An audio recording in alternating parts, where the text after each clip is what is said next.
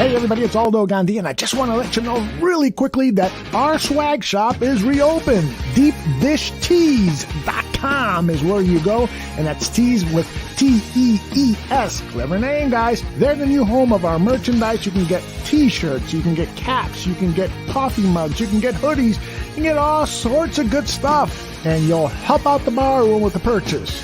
So head over to DeepDishTees.com.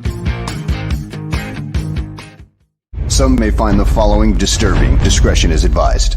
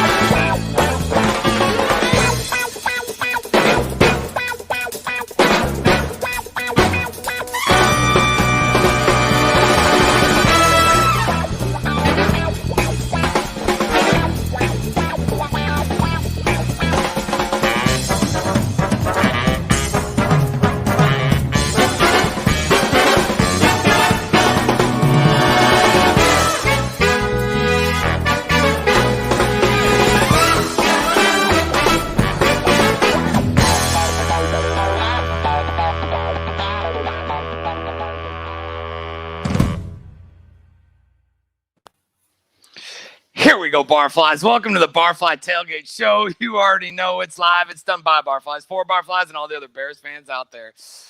Man, I got more yards than the Bears cutting my grass yesterday. You know what I'm saying? Last week was just dismal, pathetic fucking coaching, pathetic all the way around. Field goal kickers had more yards. And, it's just ridiculous, man. Just horrible. But we're going to get into a little bit of that. And we're going to bring in a couple special guests this week. Break down this Bears-Lions game, and just keep it rolling from there. Joining me today, of course, are the boys, Mr. AC, Aaron Current, the bearded Bears fan. What up, man? What's going on, fellas? I'm going to skip right over last week for a second. I don't know if y'all can hear it in my voice. My Kentucky Wildcats beat number 10 ranked Florida last night. Fellas, I rushed the field. We hadn't beat them in Lexington since 1986. Good. I wasn't even alive. So I definitely rushed that field. Cats looked awesome. Defense looked great. Oh, my God. And I'm still pumped about it. I almost came on this bitch wearing Kentucky today, but it's a Bears podcast, so I had to rock my Bears. Weather – if y'all want a weather update, of course we do. It's raining today. My son's supposed to have a soccer game. We'll see if that happens or not. But we got Bears, Lions, and the national media is starting to realize what we've been saying for the last year and a half or so, that Matt Nagy is really in over his head. And shout out to 90% of the Browns fans that we met last week. KB knows what I'm talking about. Yeah. Most of them were nice. There was one or two that was I think you're always going to get that, though, right? Right. I'm sure there's Bears fans like that too. So 100%, man. Next, we got Mr. Ryan Kirkland Billings, KB, in the place to be. What up? What's up, boys? What's up, man? We not gonna talk about last week for the moment in the intro.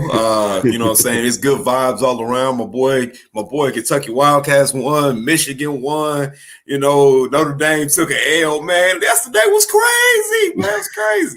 Football is in full swing, man. It's a beautiful thing to see, man. And just like my boy AC said, it's raining, so ain't nobody enjoying nothing out here. Except just sitting in the house and having a sip of a drink. You know what I'm saying? That's all that's going on. Yeah, just a little bit. I'm over here messing with this thing, and And I know a lot of you guys can't see it, but I'm actually on here twice. And I saw it pop on on for a second. Yeah, I got another computer right here, and I'm here, and I'm here, and I'm here, and I'm here. But but let's go in. Let's get into a little bit of. I guess I mean we got a couple guests joining us soon, but let's get into a little bit of these Nagy isms, and let's just throw it out there, man. I don't want to talk a lot about the game because we all know that was fucking pitiful and just disgraceful and fucking horrible. And what are you really going to talk about, right? But AC, I'm just going to fire right away at you, man. How many games or how many performances like that does Matt Nagy have left before he's fucking booted out of Chicago? If he looks abysmal, I think that's the word. Dan Aguirre could help me out with that. If he looks abysmal today against the Detroit Lions as he did against the Cleveland Browns last week, I believe they ship him out of town Monday. We're all tired of it, and most of the time you look at your schedule and you're like, well, at least we're not the Lions. Well, the Lions are playing pretty fucking hard for their head coach up there, man. I mean, when they hired Dan Campbell, I liked the hire. I actually texted you guys. I was like, okay, they got a guy from New Orleans,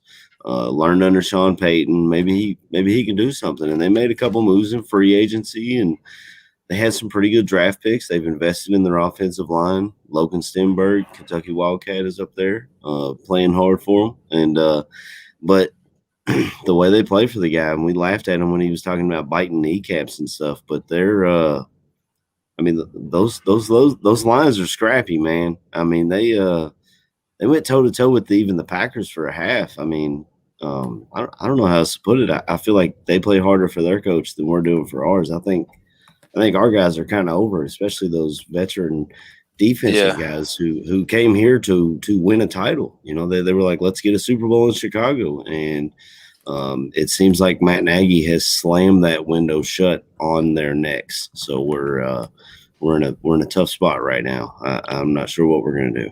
Yeah, there's a couple guys in the chat. Tony, I don't know if I agree with hoping that we lose today. I can never really hope that we lose. Clover's coming in saying, is Nagy even calling plays? They actually weren't even clear on that. Yeah. You know, Nagy said last year, if I'm not calling plays, you guys will never know, bitch. Yeah. No, we'll know. But I think last year a lot of it was Nagy would come out and straight up say like that he's gonna call him or that Laser's gonna call him, right? This year he's kind of hiding in the cut. He's not really being full, but I mean if they start using the tight end, Laser's calling plays, right? I mean, I think that's pretty obvious. KB and I were in the stands last week, and KB continued to say it. Why are we not rolling out? Why are we not throwing screens? I didn't see a screen pass until the fourth quarter, bro. My God. When we were down 20. Yeah. Like, what are we doing with this kid? Where you've got – I loved what Rex Ryan said about it. I think Aldo played it on Dan and Aldo Bear Their Souls last week. He put together a nice video clip with all of them. But Rex Ryan was like, I'm just a dumb defensive coach, but I'm not going to have my quarterback stand back there and get killed. I mean – I think I saw Tack McKinley was at Justin Fields in 1.7 seconds from snap to sack. I saw that. Sack. Like, what are you doing? It's coaching negligence, man. It's when you have Dan Orlovsky going to bat for your quarterback more than your coach is, you have a problem. Dude, you have a problem. They got fucking flame sprayed on everything. On everything. Every network, everything. Bro, they got just 30 fucking flamethrower in on Nagy. 30 dropbacks. You had 2 max protection calls. You had 2 rollout passes. You called 1 screen. I did a little bit of number crunching. This is how pissed off I was. You know what I'm saying, last week. It was a lot going on, but then I saw the game and I was even more pissed off. You have a first-round pick. First-round pick, especially around the 11th spot, they make around $18 million. You have to also factor in next year's pick, which the way we're playing could be a top 5 fucking pick. That's going to be another another $20 million. New York Giants might have 2 top 5 picks. Top 5 picks. You have to look at that, bro. You're upwards of around $35 to $40 million. Who do you know can get something at their job fucked up that is worth $40 million and keep their job? I don't know anybody. I don't know anybody. You can break $1,000 product and keep a job, but $40 million, you shouldn't have a job. I'm on the fence of, or on the side of, he should have been fired after that game. There's no way in hell you keep that man. There's no way, because like my man, and I'm gonna reference Dan Orlovsky a bunch in this whole point. You're a little Dan fanboy, huh? No, I don't even like the dude. What's your other hand? I'm just kidding. I was gonna say, the fact of the matter of this is, you had 159 days since you drafted this kid. 159, and you telling me you don't have anything put together for an offensive package for him? You're gonna run the same shit that you're running for Nick Foles and Andy Dalton that you were running for Justin Fields. Yeah. Drop back passes, saying, "Oh, we'll get the ball out quick," and running curls. You're not doing shit to help this kid. Nothing. Well, on the few plays that he did have time, and shout out to the guy that was running the video board in Cleveland. Though that guy knows what he's doing. I mean, like if there's a questionable call or something's happening, you're gonna see it on the video. Like a lot of people, when you're in the stadium, like if it's live, you don't see it. Well, that video guy was really good about throwing up clips and stuff. Anytime Justin Fields kind of had a little bit of time, they would show it on the video board that there's two dudes standing around every wide receiver that we have out there. So literally, man, they were covered. There was nothing he could do. If he wasn't getting sacked, all of his guys were covered. And he's not going to – I mean, he could have tried, but outrunning Garrett just ain't gonna happen. Yeah. I mean, overall, man, it was pathetic play calling. There was no true design to that thing. There was no building on anything. There was no protection. There was no moving the pocket. There weren't any quick releases. Well, he didn't really have a lot of time, but they didn't play that game in that sense. And Nagy got the break speed off, and he looked like the fucking coach on The Waterboy, sitting on the other side, like fucking. You guys got any ideas? Yeah, it's like the little baby head popped up, and that's kind of what he did this week with the team.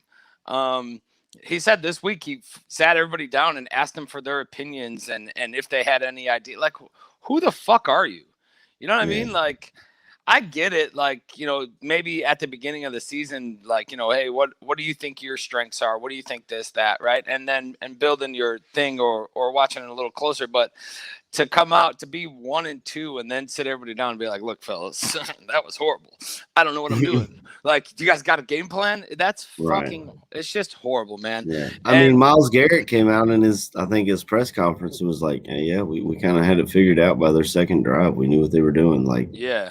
And you don't adjust to that. That's to me is one of the biggest things about Nagy. He's never shown the ability to adjust. We talked about this in 2018 when the defense is giving you short fields or even pick sixes all season.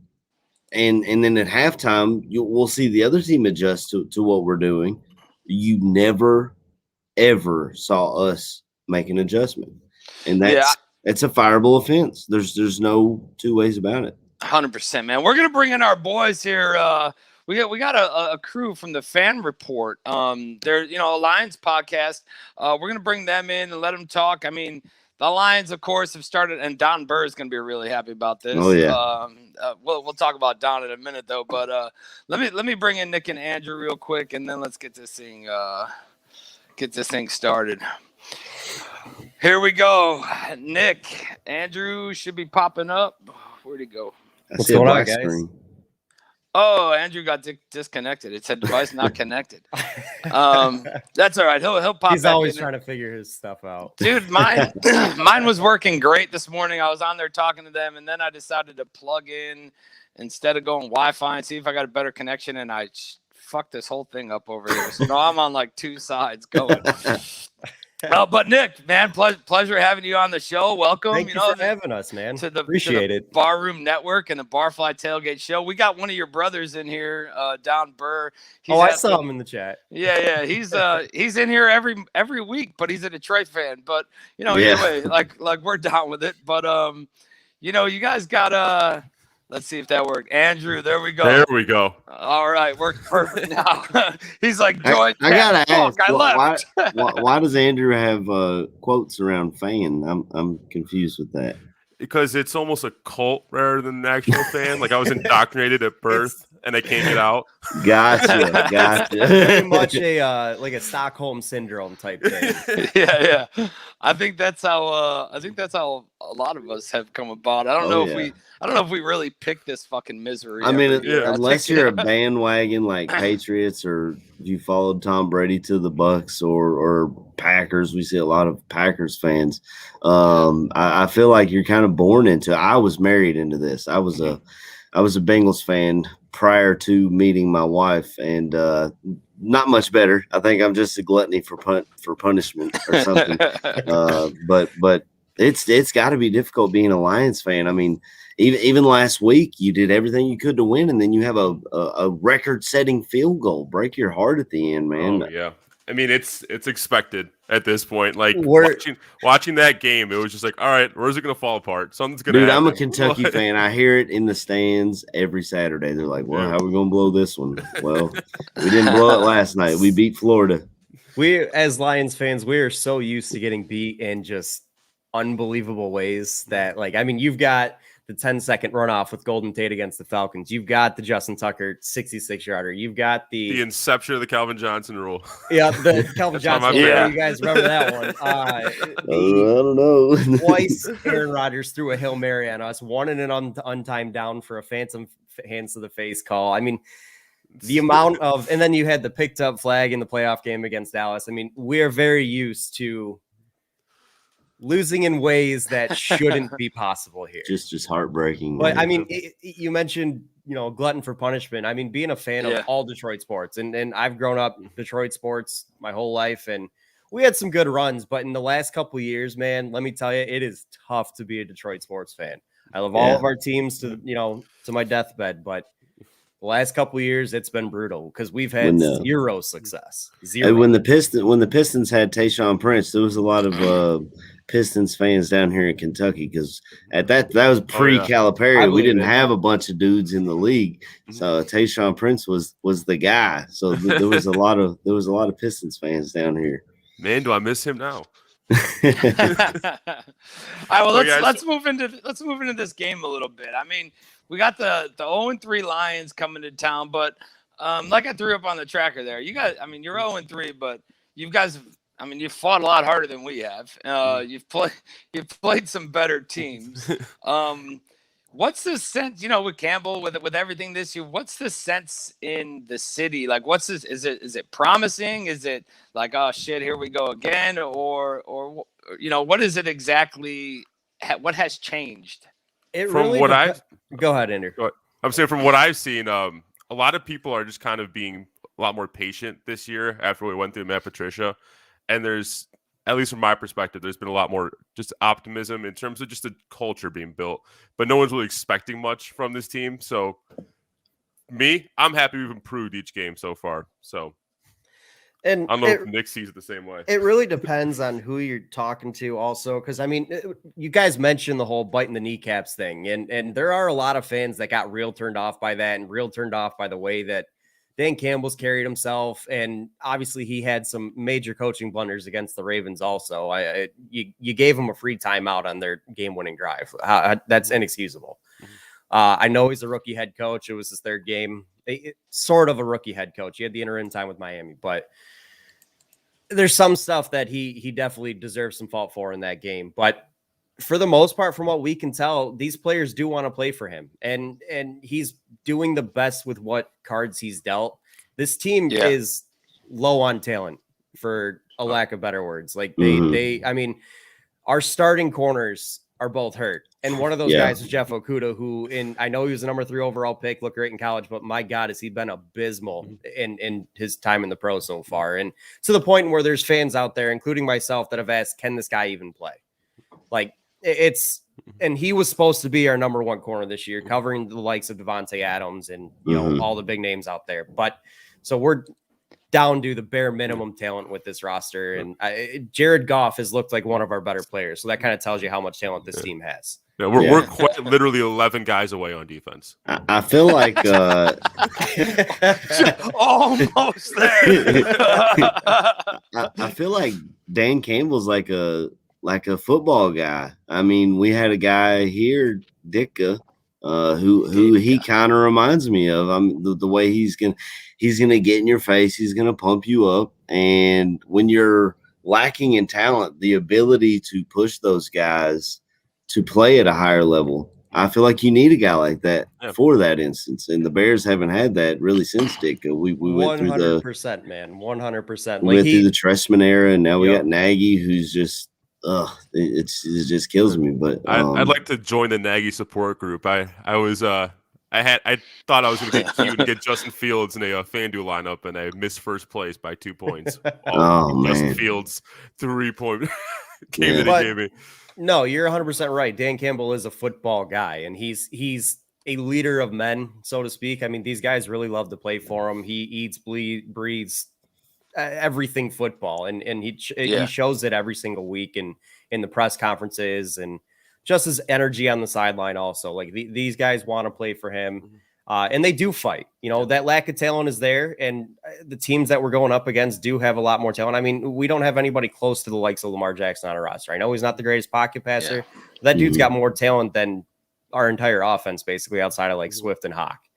But this team is playing hard, and it showed. They've stayed in games. I mean, a couple of games they've gotten out and gotten destroyed early, but they come back and they fight and they make it interesting. I mean, even against, I think it was the Saints, they had a situation where we had a chance to tie the ball game late. Are you talking about the Niners? Niners, yeah. Sorry, Niners, not the Saints. Niners.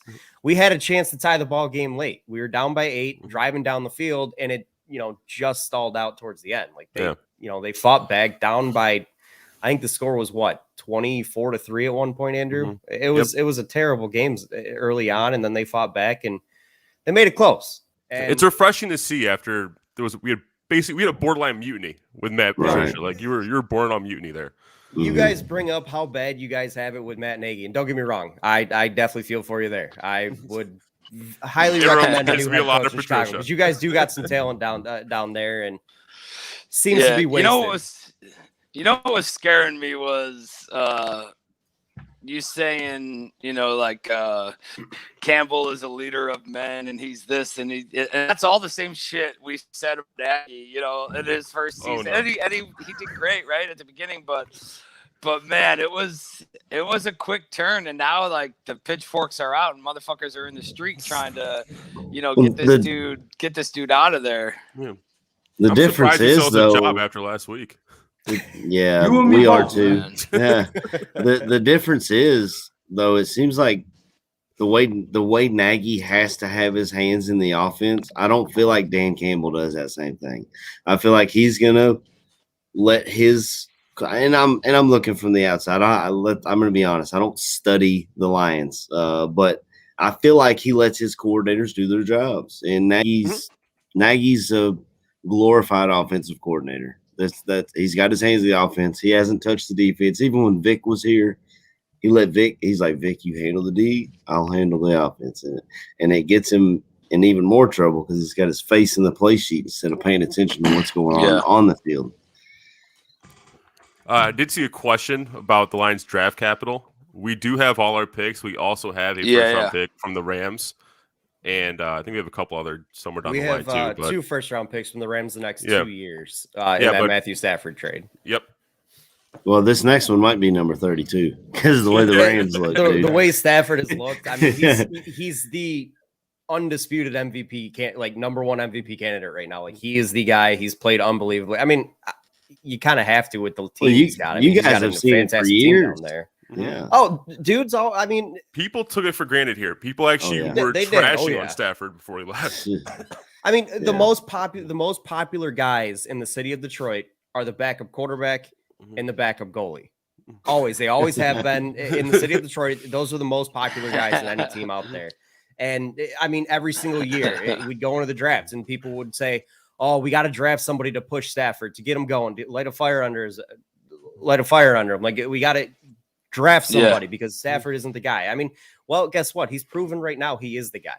And from what I've seen, most Detroit fans honestly wish the best for him. They want to see him succeed and win because he did give us, 10 plus really good years here. I know some of them weren't great, but he had a lot of success here in terms of stats. That's why he's called Stat Padford here. But he played well for us. He always played hard for us. He was a lot of fun to watch, and he never just laid down and took it. Like, he always had fight in him, and he played hurt. I mean, he threw a touchdown or 2-point conversion when he had already separated his shoulder on the previous play to score the touchdown. Like, the dude has more heart than just about anybody I've seen in a Lions uniform in a long time. So it's good to see him get his opportunity to go elsewhere. Yeah, and I mean, to pull Goff, even though Goff's, I would say, average, right? He's not spectacular, but he's also not the fucking bottom of the barrel, right? But to pull him and then to still get the two, I think it was 2 first-round picks, right? Yep. And to be able to continue to build while continuing to move forward, because these aren't like the Lions of old, especially against those 3 teams. Yeah, I mean, the record might say 0-3, but the teams that you guys face so far, like, this isn't a comfortable game for Bears fans today, nor should it be, because this Lions team, I mean, Swift and Hawkinson have been fucking killing it. And this Lions team, I think, brings a new spark and a new fight to the game, and that you haven't really seen out of one of them in the past. Yeah, they certainly can surprise you in a few different ways on offense, but I'm gonna level with you. If this is a golden opportunity for Matt Nagy, they should keep his job. If he actually protects Justin Fields and doesn't throw out max protect like once the entire game, that defense is very exposable, especially in the secondary. So he can actually make Justin Fields look really good in this game, and Justin Fields can do some damage if he actually has the opportunity. Have they announced that Fields is the starter? Yeah, it came out yesterday. I wasn't sure about that. Yeah, but I'm just curious on your guys' end. Like, would you almost be upset now if the Bears came out and had a really good game under Nagy's game plan? The thing is, we're not even. Oh yeah, KB, you raised your hand. Did you see it? Did you see it? Because I've been missing. I took a sabbatical, just like Nagy does on his play call. I was staring off into space, and my computer shut off. Yeah. So, hey guys, how you doing? I saw y'all brought Don Burke with you. That's my guy. You gotta love good old Don Burke. As far as Nagy goes, man. As a Bears fan, we know that we don't fire anybody mid-season, so we already know he's going to still be here more than likely, no matter what the case is. He can destroy $40 million worth of product. That doesn't matter. He's going to keep his job regardless. If he turns the play calling over to Bill Lazor, hey, you know what? I will go personally high five Matt Nagy. Personally, that's just at the point we're at. We don't need him calling plays. We just need you to be a head coach, stand on the sideline. Just watch the game. That's what head coaches do. You're paid to watch the game. I need you to manage time. I need you to say, hey, that's not right, and challenge plays. But when it comes to offense and defensive shit, just sit down and shut the fuck up. That's all Matt Nagy should be doing. Just shut up. Don't call plays. So would I be mad if we put up points against y'all today? Of course not. I'm a Bears fan. Y'all Lions. I got nothing against most Lions fans. We have one that talk shit. Yeah, man. I wouldn't be upset at all.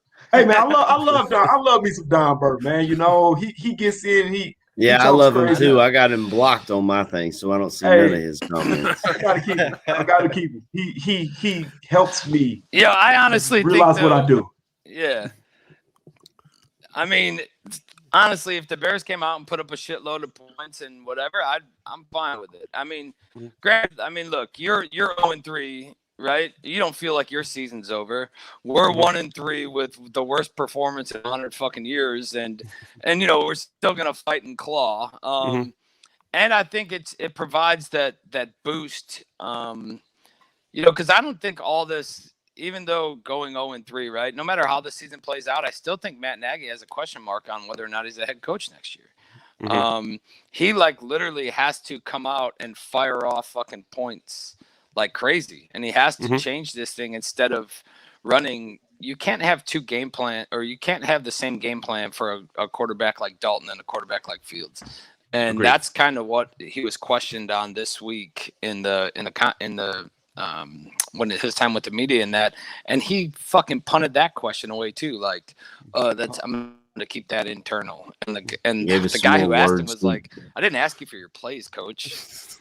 He's like, I didn't ask you for your plays, coach. I asked you two different playbooks. Right. That's a good question. I'm glad you came today. Guys. So that's Matt Nagy in press conference. That Sounds a lot like Matt Patricia. Just throwing that out there. Yeah, it does. They might be cousins. Who knows? Yeah. Well, Because that's how bad it got with Patricia here, where like people were actually starting to get upset when that one win would get sprinkled in. Like they'd be like, no, Mitch like, Trubisky looked good against against Matt Patricia. Matt Patricia, honestly, listening to him Trubisky, talk, I know he was a rocket scientist and everything, but like, my God, watching his press conferences, he just repeated the same line every single week. I got to do better. I got to coach better. We'll get him next time. We got to we back hear to that every week. It's all coach speak, and it literally was robotic with him. We got to figure out the every why. single week. Right. And it was every single week with him, to the point where you didn't even have to watch the press conference. You knew the answers already. Well, us as Bears fans, and we know he's not going to say I'm not calling plays, but we can watch the game and see. We'll know. We'll see run plays stacked with play actions, and different plays ran out of the same formation, and we know that it's Laser calling plays because we watched it last year when Laser took over play callings. He was actually stacking. It wasn't like my 10-year-old son playing Madden and just run 4 verts. You know what I'm saying? He was actually stacking plays and had a game plan, and we didn't see that with we don't see that with Nagy. He just kind of I don't know. He's plays, charmed his way into this head coaching position because Pace and Nagy's wives liked each other. So now he's our head coach. And here we are 4 years later. We still don't know what our offensive identity is, even though we have a top 10 running back. You know, the numbers don't lie. David Montgomery puts up numbers. It takes like two to 3 years to learn. It takes 2 to 3 years to learn my offense. Oh, we've heard You know that. what I mean? Like, that's how he's saving his ass. And I mean, we I spent know, a few I years know, here 100%. trying we spent a few years here trying to mimic the New England Go ahead. Patriots. So it was brutal time. And there was when you're trying to switch up your defensive play style, it takes a few years to get into it. We heard that a lot around here when Matt Patricia came to town. You can tell that Lions fans are without a doubt over the moon happy that he is gone. Yeah. I never want to hear the words Patriot way again. Yeah, Oh, God, you guys needed a full-on rebuild, and props to you guys for pulling the plug and doing what needed to be done. I don't know if the Bears will do that, but I would literally gladly be 0-3 with a team that's playing hard for their head coach and a GM that's making pretty good moves in the draft, than to have Ryan Pace hit on another 4th-round pick that looks really well and Nagy in over his head. That's just me. You guys are in a better spot than we are, in my opinion. You got your quarterback, though. I just dropped this on the bottom line. I just dropped this on the bottom line. The Lions' last win came against the Bears in Chicago, Week 13 of last season. It's been 84 years. I mean, they're 0-7 since, but but how do you guys feel about this matchup today and coming into Chicago? We'll start this one with Andrew. Andrew, how do you guys feel today about this matchup coming into Chicago? Is this your first, is this the first dub of the season for you guys? Is it going to be, should you come in and just beat the dog shit out of the Chicago Bears? All right, no offense. I do feel like this is probably our most favorable matchup so far this season, but at the same time, going into the year, I only predicted the Lions at 3 wins. So I don't think there's actually a single game that I'm actually confident they're going to go in and win. But I do believe this is one of the more winnable games. And a lot of that is me betting on the fact that that offense is going to look like it did against the Cleveland Browns last week. And if that does, and our defense kind of gets bailed out, I do see a really clear path for the Lions to get a victory here. I mean, I'm not mad at you. I mean, I had the Lions going in also at like 3, 4, 5 wins. 5 was my absolute top ceiling. And I had the Lions splitting with the Bears this year. I do have this one pegged from the beginning as a loss for the Lions. In Soldier Field, I feel like they would probably play better at home. Obviously, the energy with the crowd seems to really kind of fire this team up. So I going in, I'm not expecting a Lions victory, but I will say, just like Andrew said, this is one of our more winnable games. No offense to you guys, but you guys are still trying to wrinkle in a rookie quarterback. No, we'll take it. We'll take it. We deserve it. Your head coach is clearly doesn't have the entire support of the locker room. And anytime that happens, along with instituting a rookie quarterback that they're still trying to figure out how to game plan with, it doesn't mean they're going to have the most functional offense there. And I know the Lions are very easily beaten on the defensive end and both through the air and on the ground, but you got to execute. And if there's a lot of miscommunication and improper game planning, it makes executing properly pretty difficult. So it's going to be, I predict a pretty ugly game today. I don't think it's going to be super high scoring. It's going to be ugly. What's under at? I thought it was like 3. I think it's plus 3. Oh, over under was 41. Sorry, I thought you said spread. Oh, that is over under. I think it's 41. Real low. Yeah. Well, I was gonna ask. I mean, you can buy some points and still stay in the 200 range. Go ahead, AC. I was gonna ask because I don't know if you guys saw any of the Bears thing last week, but Myles Garrett and Jadeveon Clowney absolutely feasted on our offensive line. I love when you put me full screen. Look at that sexy face. I know you do. I had to throw it in there. Gotta get the beard going. I think I read something about the Lions having a pretty decent pass rush win rate earlier this week. Do you guys who do you guys have on the edges? Because honestly, we do have actually decent talent on the pass rush along the line. Granted, however, a lot of them are out this week. Trey Flowers, who's probably our biggest name in the pass rush, is out this week. Michael Brockers, the defensive end, longtime defensive end from the Rams, he's questionable this week. And then also one of our best performing pass rushers last year, Romeo Okwara, is also questionable this week. So, I mean, our talent pool in terms of pass rush is pretty limited. But I do think defensively speaking, Aaron Glenn runs some really good pass rushing schemes that confuse offensive lines, especially ones that aren't top tier and really are solid at protecting the quarterback. I do like the game planning he does with the pass rush in a lot of ways, and he can be creative. So even though he doesn't have his full repertoire with him, he may be able to draw up some plays that force Justin Fields to make some decisions and make him uncomfortable. Mm-hmm. Well, we got a 40-year-old left tackle, and if you're going to make up for secondary, the best way to do that is to get to the quarterback. We've been talking about that for a while here in Chicago. Although Jalen Johnson is holding his own with you guys, Okuda is not even being there, so I'm sure that kind of stings a little extra because that was the same draft class for you guys. Yeah. Nick, we got the rookie starting on the edge this week, don't we? Levi I think Onzawerki is starting at defensive end this week. Yeah, I do believe he is. And if he got the speed to him, he's on Jason Peters' side, he can beat him. All you got to do is step one way and go the other. Our rookie class this year, I've honestly been pretty happy with so far. I mean, Penei Sewell at right tackle in the preseason, he looked lost. It was the first time he's ever played it. Granted, he also missed all of his final season in college because he held out because of COVID. Mm-hmm. But as soon as Taylor Decker went down and he moved over to the left side, I mean, dude's put himself in the top 10 left tackle already, like that argument already. He has been extremely solid going up against the likes of Joey Bosa. Like he's in one of the Smith brothers. I can't remember if it was Preston or the other one, or Za'Darius.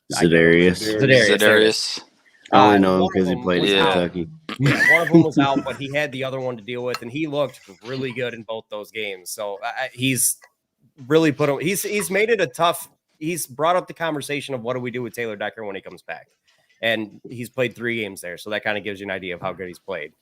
And they just paid Taylor Decker a bunch of money in the offseason. So you guys can have Robert Quinn. Hey, Robert Quinn is earning his money this year, bro. Quinn has come along, man. That's all we have is a pass rush. Yeah, Quinn is definitely. I mean, so this is how we've been so far, right? From my perspective, I won't say from all Bears fans, but first game we come out, defense gets torched. Defense can't tackle. We're all talking shit about the defense, and Desai might be outmatched and whatever, right? Then games 2 and 3 come along. Defense is looking good. Offense is kind of moving the ball. 100%. Sad to say, but it is what it is. Andy Dalton was better behind this offensive line than Fields was, and it could possibly be because Nagy is such a dick that he just wants to be like, I told you the kid wasn't ready. But I don't know. I mean, that's far fetched in the grand scheme of things. But Dalton moved the ball better than Fields did. But then again, you're not playing the kid to his strengths, so that falls. But Dalton was playing the Bengals. And the defense has stepped up. The defense just promise me one thing. I get it. As Bears fans, he was playing the Bengals, but promise me one thing as Bears fans, you won't let the Bears do to Justin Fields what the Lions organization did to Joey Harrington when he came in. Because Joey Harrington coming in was a Heisman candidate. He was just this electric quarterback at Oregon, comes into Detroit, and they change up entirely who he's going to be in a Lions uniform. Like they never game planned for his strengths, and it was abysmal his entire career, to the point where he's even come out and said that the Lions literally made him doubt his entire life. Like he went into a deep depression because he had to play for the Lions. And he came out and said that to Detroit newspapers. So don't as fans, do not let the Bears organization do that to Justin Fields, because that kid's got a lot of talent. We'll try to get us a head coach that plays to his strengths, but our head coach likes to jam a square peg into a round hole. This is my system. This is what we're running. I don't care how you fit. And Oregon quarterbacks have a history of not being great, and Ohio State quarterbacks, we heard that a lot when we drafted. Well, Ohio State quarterbacks just don't get it done in the NFL. It's not wrong. They're not wrong. Well, but you can't. To me, it's a lazy argument. Even Mike North here on this very podcast network was like, I don't know about him. He went to Ohio State, and I was like, come on, man, you can't just stick that. As you went to this college, you're not going to be quarterbacks were before Mahomes, right? Michigan quarterbacks, other than Tom Brady. I mean, I don't disagree at all. Like, Justin Fields is a different and more talented quarterback than pretty much anybody I've seen come out of Ohio State, at least in my lifetime. Like, he is just a different animal compared to the rest of the guys. Yeah. And it has a lot to do with his demeanor, his leadership, and just his overall talent. I mean, he just looks different than guys like Terrell Pryor, Braxton Miller, Cardell Jones. Like he is a different quarterback from those guys. I agree.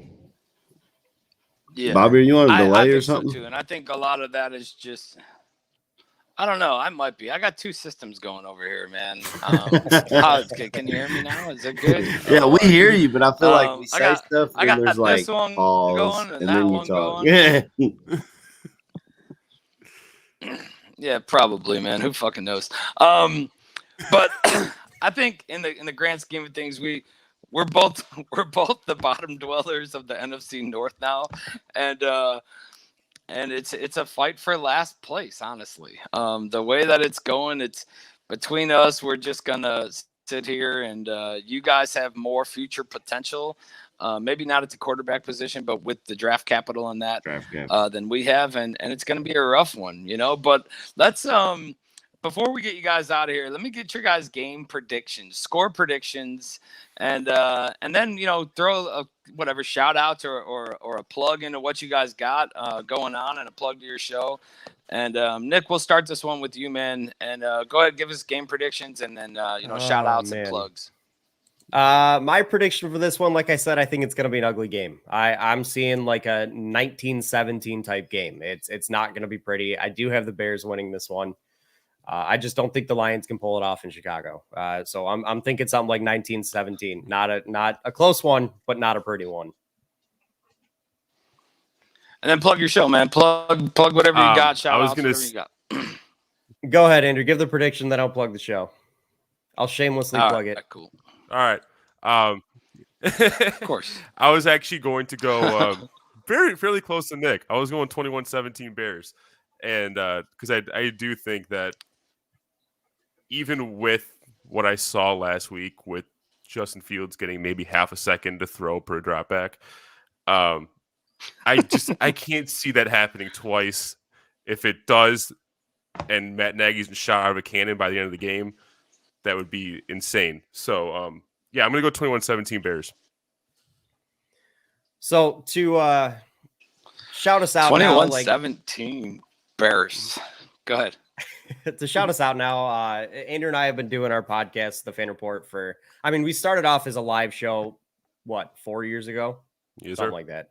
That we streamed on Twitch, and then we decided we were going to do a podcast. We approached our network that we have now, Detroit Sports Podcast. Their Twitter's at Detroit Podcast. They've got like 12 different shows. We do both Lions and Pistons on our podcast. And then we stopped doing the live show, but we still do the podcast every single week. You can follow us on Twitter at Real Fan Report. We've been doing it for a while. We have a lot of fun. Andrew and I have been best friends since we were like 5 years old. So they drop every Thursday. Yep, every single Thursday. And it because of the chemistry that we have, he doesn't mind when I go on extreme rants and yell at him because I do a lot. Trust me. So, but it's a lot us. Thank you guys for having us. By the way, it's a good time. Hey, thanks for coming on, fellas. Yeah, absolutely. Absolutely. Go ahead. Well, I was gonna say what happened. Everybody was talking. I started to talk, and then I heard Bobby cut in. It sounds like your Detroit sports network is a lot like the bar room here. We do that with Chicago sports, and so this is a perfect little marriage that we had this morning. Absolutely. And I appreciate you guys coming on and giving us some insight into the opponent, and being able to break down some of the intricacies that some people don't even think about. A lot of fans are just meatheads. They're just like, go my team, and don't even look into the other team. But I'm a football nerd. I like to look into the other team, and like when we talked about the D line and who you guys got, and good luck to the rest of the season. And you guys have a great draft capital. I think you've got a really strong future there in Detroit, honestly. We're definitely excited about the future coming forward. I mean, we, like you mentioned, the draft capital, and we got a lot of, and we feel like we have a GM here that we truly can believe in. He's made the right move so far. So we're excited for the future with this team. And, hopefully we can finally bring some wins here to the city of Detroit with the Lions organization. So we got a lot to be excited about for sure. Yeah, I think you guys will, man. I think you guys will. And we got to give a shout out to the Gold Boys Network. A little gambling thing that I've talked about many times on here. That's how Nick and I stumbled across each other on just in a gambling room chat, man. He's like, "Hey, I do a Detroit show. You do a Chicago show?" He's like, "Let's fucking collab and get this thing going." And here we are. So we look forward to many more, man. And we play each other twice a season. We'll hop on with each other, whatever, talk our smack. And then, of course, if the Bears somehow pull this off, I'm going to throw some shade at you. But, overall, it's all good. I expect the same thing. But we definitely appreciate you guys joining us, man. I look forward to many more. And, I'll just leave it with Go Bears. Thanks for having us, man. Go Lions. Thank you guys for having us. It was a great time, and we'll have to do this again in the future. Hey, Thanksgiving games coming up. Hey, baby. Yep. Y'all got to come back. Absolutely. Have a good one, guys. Yep. Have a good one. Have a good one, boys. We'll talk to you. Yep. All right, you too. Yeah, so I'm going to have to probably do. You know what? Let me bring in Steven real quick. But I am definitely on a little delay here, and it's fucking killing me, man. I got two screens going. I'm on a little delay here. It's killing me. First, let me bring in Steven. He's in the green room right now. We'll bring in Steven, introduce him, and then I'll try to get a little reset of my stuff going here.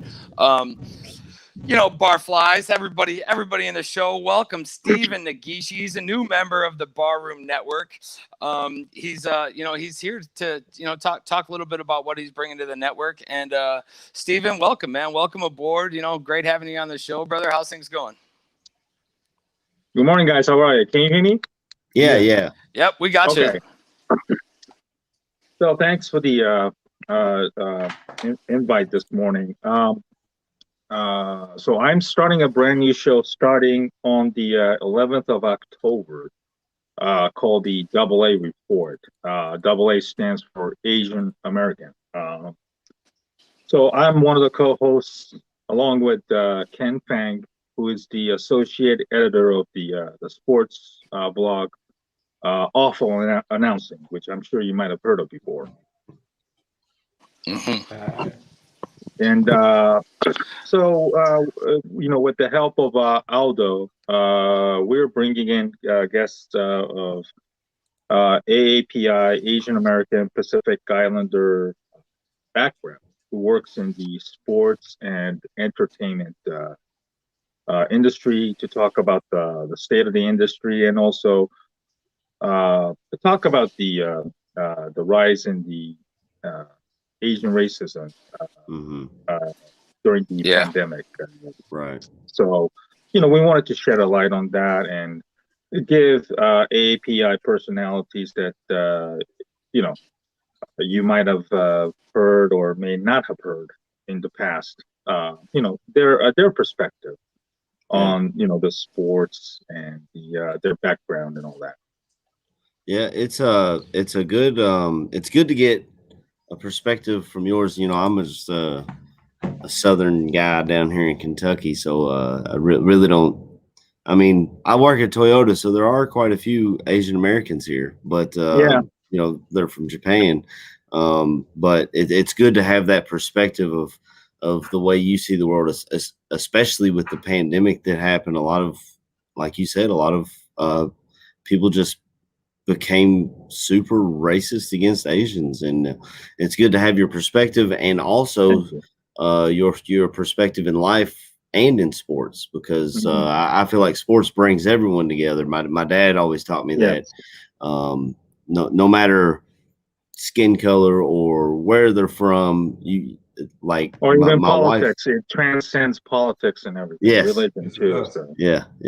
And my dad always taught me that. So shout out to my dad. He's like, if you ever see someone, like if someone sees me with a Bears hat on, they're gonna be like, oh, no matter where we're from or what's going on, they can be like, what do you think about Justin Fields? And then that starts conversation. You know what I'm saying? Yeah. So it's I appreciate having you on the network. Yeah, absolutely. Thank you, and really appreciate the kind words and the honesty.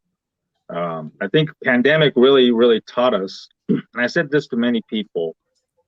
It really kind of taught us who we really are, and then who the real leaders are in times like this. It really revealed its character, and it's a teaching moment that we'll probably look back 20 years from now, or even none of us are no longer here anymore. It's a teaching moment, from a not just from racial perspective, but from the economical and from a unfortunately the political aspect of it. That people who hide behind the back of the policy that has enabled many people to hide, behind this policy to, just to make things worse. And the pandemic, unfortunately, is still ravaging throughout the world. So we're not out of the woods yet. And for the record, I haven't been, unfortunately, I haven't, dealt with the any sort of attacks by myself, or neither is Ken. But I am not naive enough to think that, just because I was born in this country, the people out there are so forgiving, unfortunately. I mean, this isn't the and unfortunately, this isn't the first time that this has happened. I mean, during World War II, my grandfather was a World War II veteran, and there was a lot of the same internment camps. Yes, unfortunately. Yeah, a lot of the same racism, but I'm going to try and turn away from racism some. I know it's an uncomfortable topic, and we're worried. We're going to talk Bears some. What's some of your sports journalism background, if you can let the people know? Sure. You know, a little bit about I didn't yourself. study sports. Yeah, I apologize. I don't have a lot of background in sports journalism. I actually studied sports management as my master's program at George Washington University back in early 2000s. Okay. Since then, I have been working primarily in IT, which is a completely different field. But it has allowed me to travel, different parts of the world. I've lived in Japan, where I'm from primarily. My folks still living there. I went to India for work, and I spent a couple of years in Germany for work. Got to see Germany win the 2014 World Cup, and then saw the crazy celebration outside of the streets where I was living, and then I moved here in 2014, and I've been here ever since. I lived in Ohio, Atlanta, Dallas. And now I'm living in the just outside of Detroit right now.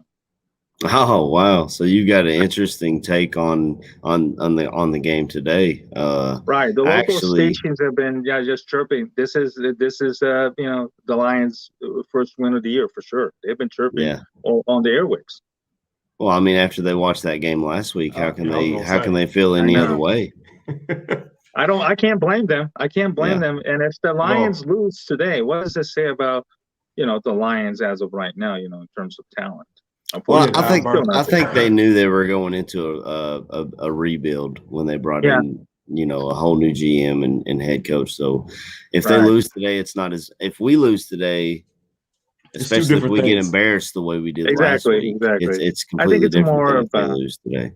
Right. It's more of an indictment on the Bears if they happen to lose to the Lions, more so than Lions losing, because we all know that Lions are accustomed to losing and we expect them to lose again today. But like you said, if the Bears, God forbid, lose today, whether it's a 1 point last second field goal or if they lose by 100, I've been chirping on my Twitter that 99.9% Matt Nagy really seals his fate by then.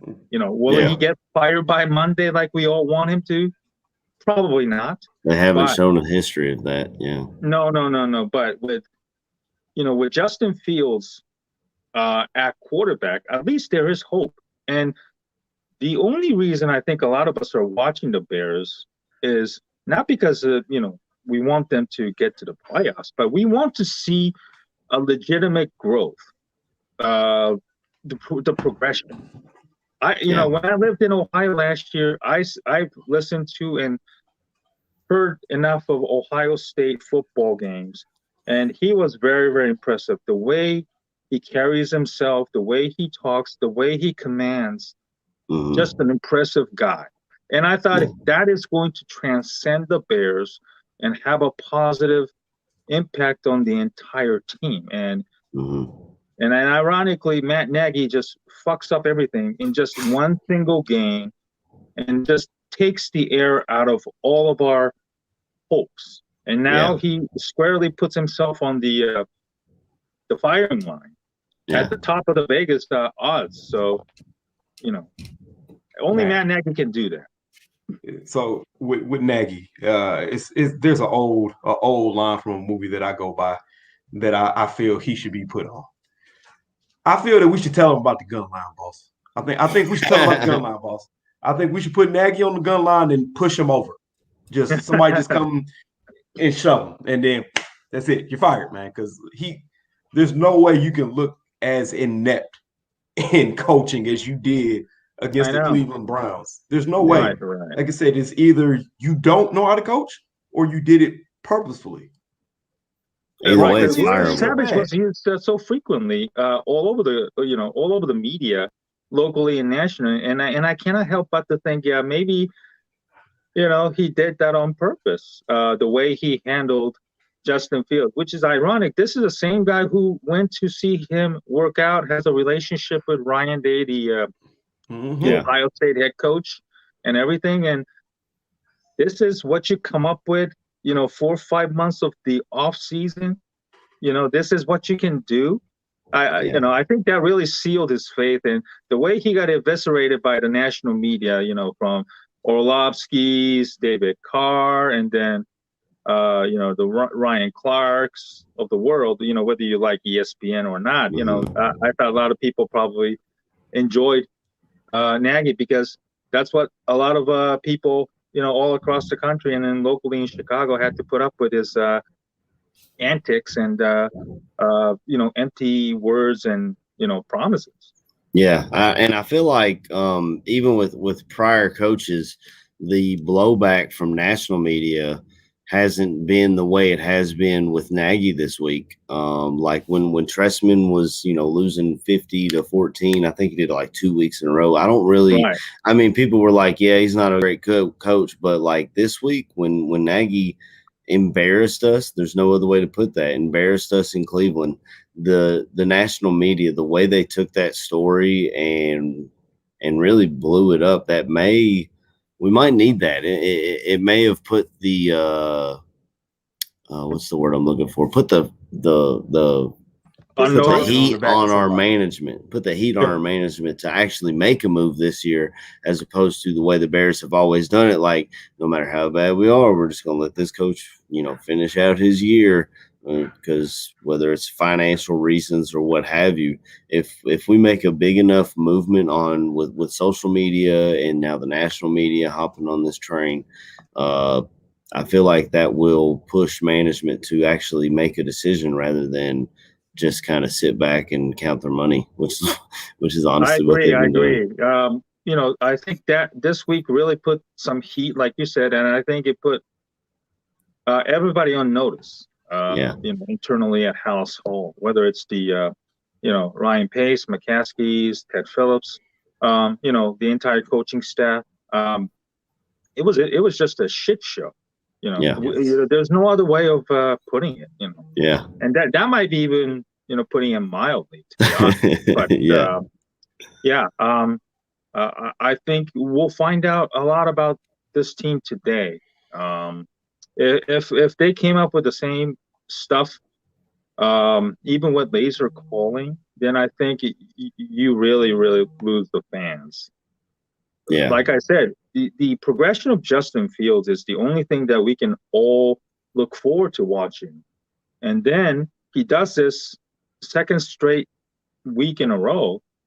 What good does it do for the long term of Justin Fields' growth? With Nagy, staying on the job,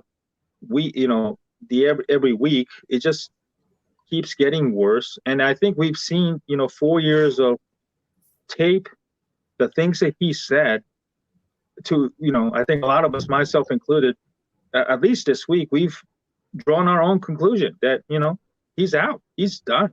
We've had enough of this guy making false promises about running the ball. I know he said, I didn't came here to run the I formation, or I'm not an idiot. And then his lack of usage when it comes to tight ends and everything. I remember he said, he's going to promise to use more, and we've had enough of that shit. And I think it's and I say this because we know people like Matt Nagy in real life, personally. Oh yeah, bullshitters, professionally, right? And I'm going to be honest. I was probably, when I was young, I used to be, like that.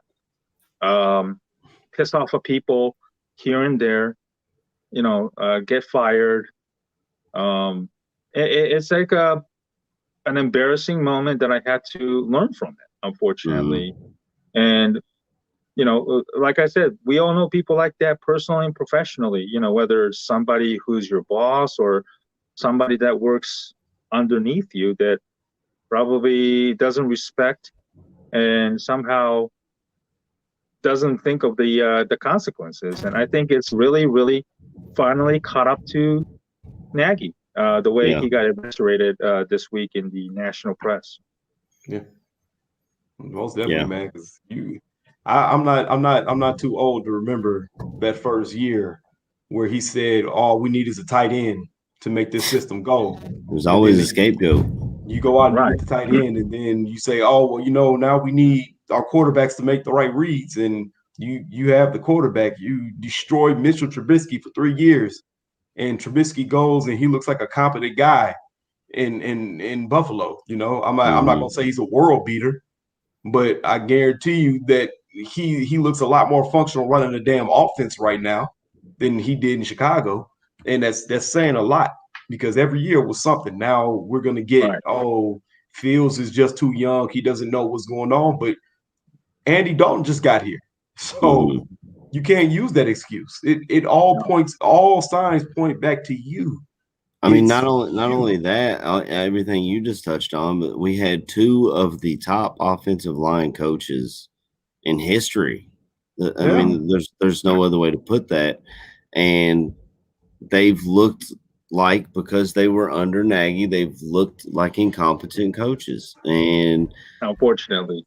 So, yes. And there's always been a scapegoat with this guy. I mean, like you said, first was the tight end. Well, we went and got you a tight end. Then it's the O-line coach. Well, let's bring in another great offensive line coach. Bring in your guy, somebody know. Right. Yeah. We're bringing all these guys in, and the scapegoats he's running out of scapegoats. I honestly do not see Nagy making it through this season. No, not at all. Whether we win or lose today, I'd like to see him gone Monday, but I don't see it. If we win, I don't see it happening. If we get embarrassed again, they buy a few weeks more time. That's all. Yeah. When's the bye week this year? I think it's like week 10, week 11, something like that. I think it's probably 6-7 more weeks of 6 games, and then I think it's like pretty late, like week 11 or something like that. Yeah, so we may have to wait until. Unfortunately, we may have to wait until around that time to really see them actually make a move, because they'll have, if they do it before the bye, then they'll give their interim head coach, whomever it will be, 2 weeks to. But they have the pieces in place right now to say, if you fired Nagy on Monday, you have Mike Pettin, who's been a head coach. Yeah. He can step in to be interim head coach. You let Bill Lazor do what his job title is actually supposed to be, and be an offensive coordinator. And then you have Desai in place already.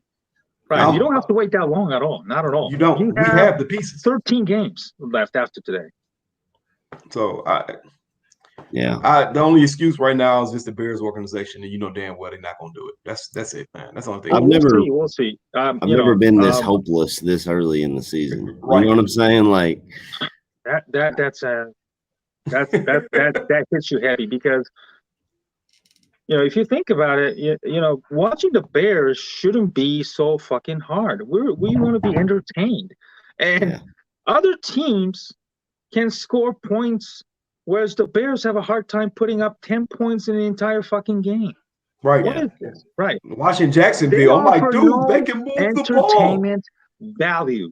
We want to be entertained. We're all cooked up, for a year and a half, watching movies from, streaming and not being able to go out and eat and all that stuff.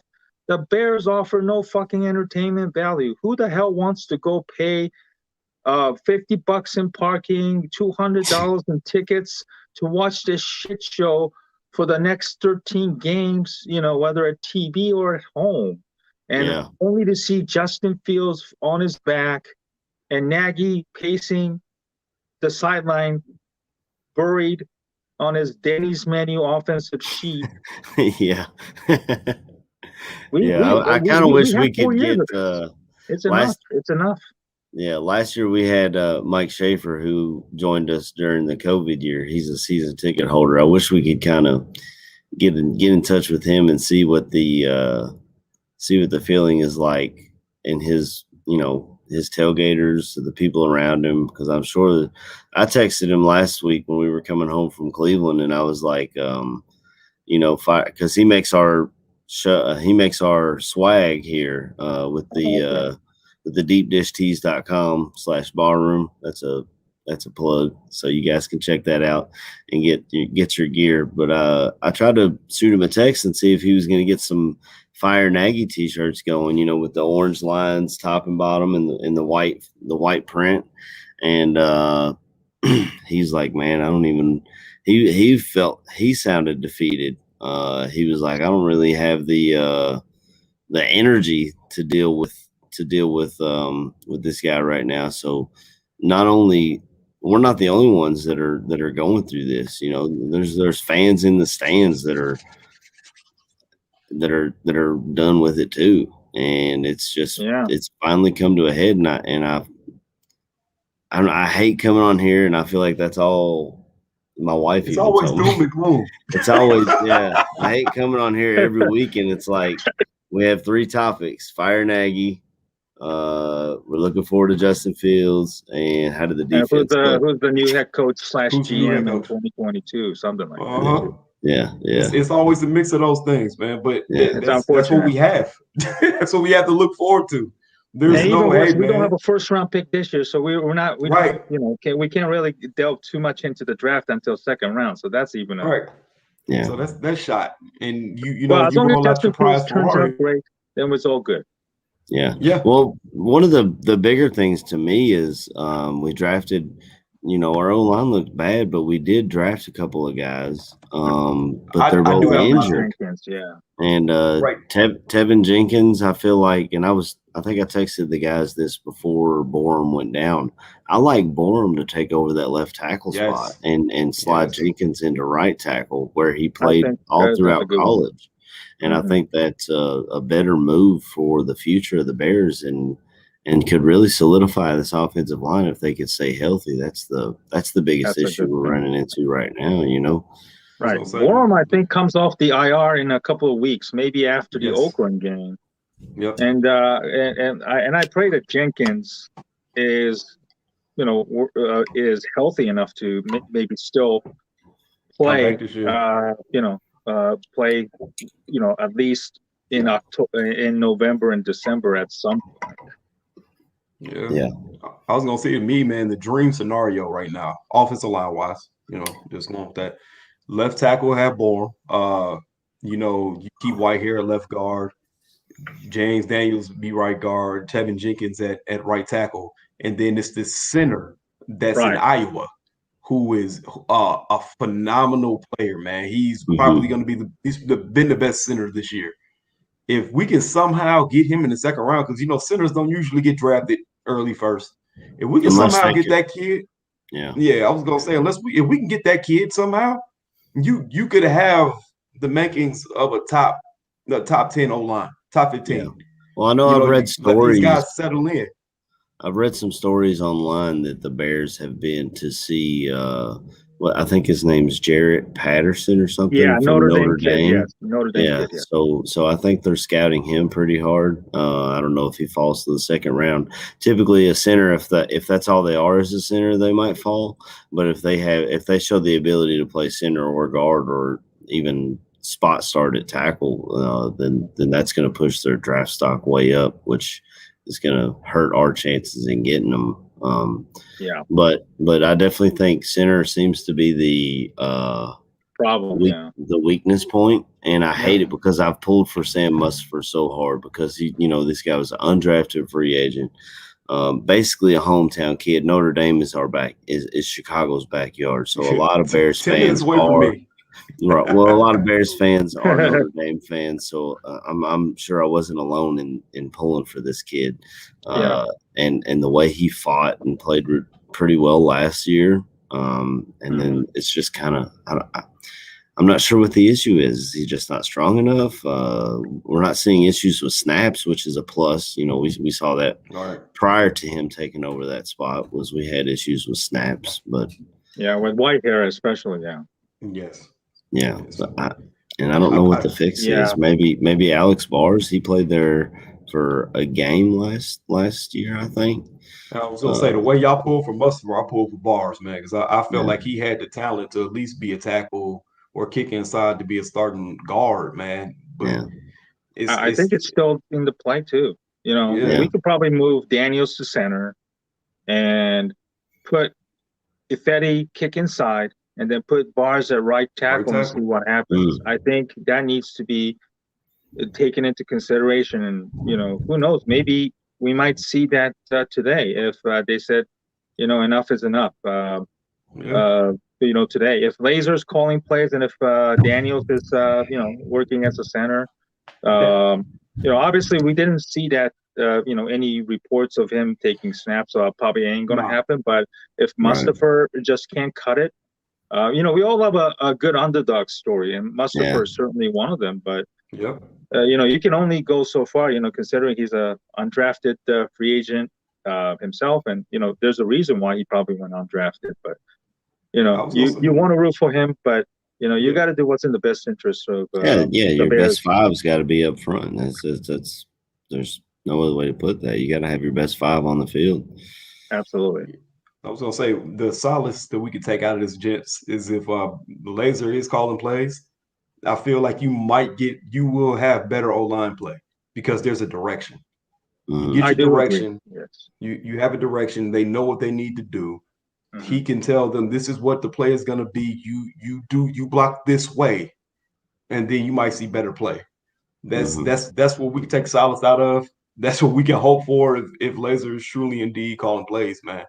But you see a shotgun play, then an under the center play, then a shotgun play, and it's all curls, and you know who's calling plays, baby. Right. You know who's calling the plays. I know. You got to be able to throw the ball, you know, ball to deep, and it all has to start with the protection up front, you know. Yeah. And you got to be able to do the, you know, more outside zone runs. You know, those have been somewhat missing a lot. You know, it's just basically run inside and then get stuck or get blown up at the line of scrimmage. Same damn run play. Every it's literally like watching somebody play Madden. It's like, okay, yeah, I'm gonna run the inside zone. And it's gonna work because that play always works on Madden. David Montgomery's gonna break out and run for 50 yards for a touchdown. No, that's not how it works. You gotta mix up your play calling, man. You have to. Exactly. Matt Nagy is a one-trick pony who unfortunately not been exposed enough to, you know, other offenses. It's just basically Andy Reid's West Coast stuff.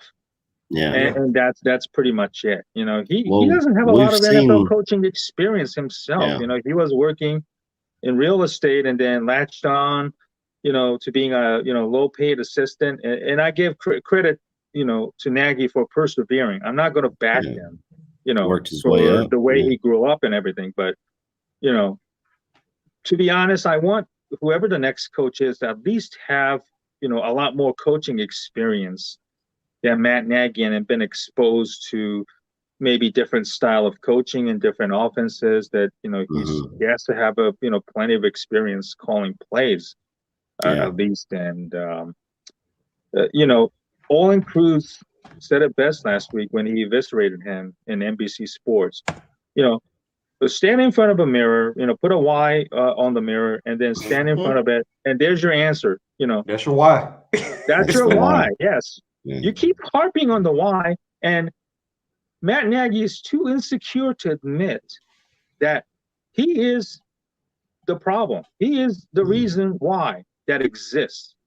He is. You know, there's nothing wrong with admitting you're wrong, right. No matter who you are or even at what age you are. Yeah. But I called in, you know, ESPN and local radio show, and they said that Matt Nagy is so insecure about his play calling, and that maybe Justin Field is the reason why the Bears win ball games going forward, not because of his schematic or his play calling skills. There have been many articles written by, you know, David Hall and even Adam Hogue a couple of weeks ago before the Browns game, that can Nagy come to his senses that it's Fields' talent who's going to win the ball games, and that he has to put talent above himself or his schematic. Great coaches in every sports understand, what he has at his disposal and work with the talent. Failed coaches always put himself and his scheme and his style above anything. You can't put a round square in a peg hole, square in a peg hole, and that's what Matt Nagy's been doing for 4 years. And here we are. He's ran out of people to blame, fire, and now he put it all on himself because he screwed up the Justin Fields' debut last week so bad that he's the first guy to be fired. Yeah. Is there, Steven, and I was having some issues, man. I was on a delay. You guys would say something, I'd get it like fucking 30 seconds later. But either way, I think we're good now. Yeah, I can hear you loud and clear. Awesome. Is there any chance that you see Nagy coaching this team next year? Do you see this organization buying back into this fucking dude and giving him another year here in Chicago? The only way I see that happening is if the Bears make the playoffs, and that's pretty much it. Because after today, you look at the schedule, you have Tampa, Green Bay, San Francisco, and I believe Pittsburgh is also in the mix, Pittsburgh's horrible, though. Yeah. Worse than us. Yeah. I know. Tell me any games that you look at it and say, the Bears are going to win this one. No, I can't see that. I'm going to pick one and say San Francisco because I'm going to be at that game in Chicago on Halloween night. But that's just wishful thinking and straight, straight fanboy Super shit. But hey. That might be Fields versus Trey Lance. That'd be nice. It'd be nice to see. That'd be a fun game to watch. Yeah, I'm hoping that Bill Lazor decides to dress up as the head coach and call plays that night for Halloween, and maybe we get a little something going. But it's been a coaching, I would say, a coaching career, head coaching career for Nagy of ups and downs. You see, I think the only game that was ever comfortable was Trubisky's touchdown throws to where you were like, okay, there's no way that we're going to blow this. And that was the best this offense ever looked. Outside of that, it's been trash, man. I mean, I can't really see a game that he put together well anywhere. Yeah. No. I mean, 2018 was the peak Bears, and I think we all know that, Big Fangio had a lot to do with that 2018 season, more so than Nagy himself. And 4 years later, I think we've seen enough of, the offensive output. I mean, the Bears have won here and there, scoring points, but there is just no consistency with the Bears offense. We want to be all entertained. This is the offensive league now. You were hired to fix that shit. And you're not winning. You screwed up Justin Fields' debut. And what is there left for us to see from Matt Nagy? His words don't carry anything anymore. The morale if we lose this game, I think internally could be pretty bad. When you lose to the Lions and you're dead last in the division and the schedule gets tougher. Yeah. I mean, we're consistently we're consistently inconsistent, and that's what it's come down to for the entire Nagy tenure here. He's never been able to stack plays and games and practices, and as they like to say, he's got to stack practices. They kept saying that with other guys. We haven't seen that out of the head coach, so why would we expect that out of the players? Because your team is a direct reflection of your head coach, and I feel like that shows the chaos internally of this entire team. I totally agree. Yeah. I was going to say, I think Mule Skinner had one comment that popped up about Andy Reid getting too much credit. I somewhat agree with that. I mean, Andy Reid has perfected his offense, but we've now seen with Doug Peterson and Matt Nagy that it seems like out from under his wing, this system just doesn't work. And I feel like that's actually hurting Eric Bieniemy. I've seen some people who want him as the head coach. I definitely don't see the Bears going that direction. You know, after this shit show with Matt Nagy, there's no other way to put it. But I believe it's really hurt him the last couple of years going on, interviews for head coaching jobs, because we've seen two guys now come from Andy Reid that it hasn't worked out. And I mean, they've done the same thing with Belichick up in New England for the most part, other than the guy in Miami has looked decent, but it's still new down there. So I just coaching trees of Nagy and Belichick hasn't yielded the results that we all wanted, and it's unfortunate. But if I'm Pace, I'm thinking about maybe plotting at least to fire Nagy ASAP, because that might be the only thing that saved Pace's job. No, I know. Right. If Nagy goes, so does Pace. But if you put yourself in a Ryan Pace's shoe, I'm not going down without putting up a fight. Absolutely. I got to make sure, as callous as it may sound, I'm going to try and figure out, okay, I've done everything. I know I've fucked up on draft and free agency and stuff like that, but at least, I got us a quarterback again. And I can't afford Matt Nagy to fuck this kid up. And I got to think long and hard. I got 13 games left after today. And I'm going to have to make sure that at least I can salvage what's left of this year. And I think, the Bears blog, by Jeff Hughes, I think a lot of stories coming out of, inside Palace Hall seems to echo that sentiment. I think Nagy is pretty much out. And, God forbid if he loses, he's pretty much sealed his fate. And there are a lot of people, who don't mind him being gone anyway, the way it was being portrayed. And, the McCaskies obviously care about the perception, how they're being perceived. So at least if I got Justin Fields, I got hope, I got shot, I got to make the most of it. You got to put up. I got to put up a fight and make sure and say, hey, listen, it's not all on me. It's what Matt Nagy and his coaching staff did. As callous as sounds, I'm plotting everything I can and say that's on him. That the way he fucked up Justin Fields' debut, I didn't call for it. That's him and his coaching staff. That's what they did. And I got to make sure to see if what's left in the next 13 games to make sure that there's clear evidence that it was coaching negligence and sabotage on Matt Nagy and his coaching staff problem. I mean, you got to think Steven, Virginia since getting you tired. said it, I'm gonna have to hop in real quick. Just since you said it, I'm gonna go full screen real quick and show you guys something from our boy, Mr. Mike Schaefer over at Deep Dish Tees.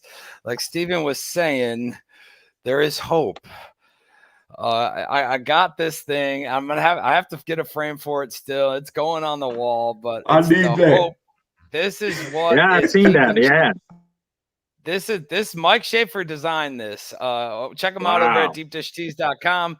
And it just says bear down, Bobby and Mike Schaefer, but Mike designed this thing. It's over at Deep Dish Tees. I think they're for sale. They might not be, but either way, Man, if he could put that on a T-shirt, he'd sell a lot of them. Oh, he's got it. It's on a T-shirt already. And this is it's the only thing that's really keeping Bears fans alive. I mean, like let's say there was no Fields and we're sitting here with Dalton and Foles and damn Nagy, and we're still at this point in the season right now. There's no hope. There's nothing that keeps Bears fans going. And there was a comment earlier in the chat that said the only thing that's going to change this organization is people not being in the seats. And I mean, that it is a way, right? I mean, yeah, it definitely is a way, but I'm just hoping that we kind of see this. Granted, I know that they've never fired a coach midseason, you know, they've never done this, never done that, but I think they need to grow. They need to show that they are cutthroat and that nobody's safe. And in order for you to keep your job, you produce. I mean, there's no other job in the world that when you don't produce, you keep it. Like that's just what it is. Only in Chicago. Yeah, if you can't produce, you're out. Well, I'm hoping, you know, that maybe they find a way to turn the page on this this holding on thing that we are so common in doing. And well, I don't know if you were able to hear anything. I don't know if you were able to hear earlier. We were talking about, you know, people that are, you know, going on Twitter or Facebook or all that stuff, getting the hashtag Fire Nagy going, and now the national media jumping onto this story. I was telling Steve, you know, I don't remember this with even Tressman and Fox, the way the national media has taken this story and really blown it up with Rex Ryan going after him, Dan Orlovsky, all those guys. I mean, Fox, not Tressman, but Fox definitely. I mean, the fans had the whole Firefox. I remember the Firefox from the fans, but I'm talking like national television on ESPN where they're talking about it and stuff. And I feel like that's really going to hold the fire to this management organization to make a move. And Virginia's got to be getting tired of it. What is she, 98 now? I mean, she doesn't have a whole lot of years left, you know. I mean, talk about a life of suffering. You know what I mean? Yeah, that poor woman. Century of suffering. God. Poor lady, man. You hear about shit like that in comics. Yeah. I mean, you don't wish that on your grandmother. Yeah. Yeah. I don't wish ill on anybody for that matter too, but you know, at some point, you know, you got to change your ways. And I think the Bears are at that point right now. You know, Matt Nagy is facing crossroads as much as the entire Bears organization are at this point. You know, moving to Arlington Heights, which I think a lot of us all expected to happen at some point. Own their own stadium, yeah. Right. Sure. If you're gonna move to a bigger, better stadium, and then you're gonna have to have a product that matches it, you know, from an entertainment perspective. And you know, Justin Fields is going to be hopefully your key piece, that drives this organization going forward. And if you can't develop them properly, you know, and protect them properly, what good does it do? You know, and then you know, the perception of the organization is where the quarterback style can't develop properly, will always going to haunt us till the end of time. You know, he is our hope. You know, I want to see him properly develop.